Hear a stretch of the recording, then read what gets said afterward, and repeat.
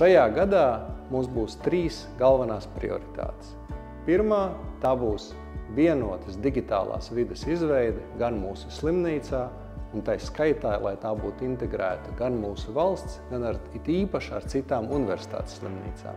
Tas ļaus mums, kā slimnīcai, tāpat arī pārējiem ieinteresētajām pusēm veselības aprūpē, pieņemt uz datiem balstīts lēmums. Otrais, pie kā mums visiem kopīgi būs jāstrādā, ir jaunas un pilnvērtīgas kultūras ieviešana mūsu slimnīcā, kas ir jāsāk ar efektīvas struktūras, atbildības un pienākumu pārskatīšanu. Trešā prioritāte, kam es aicinu visus pievērst uzmanību, ir mūsu ārstniecības, zinātnes un vides pilnveidošana.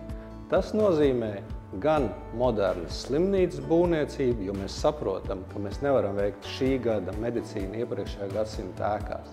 Tāpat arī stiprinot mūsu zinātni un izglītību sadarbībā ar mūsu ārzemju partneriem, ieviešot inovatīvas kliniskās metodes un veicinot un piesaistot talantīgus rezidentus mūsu slimnīcā.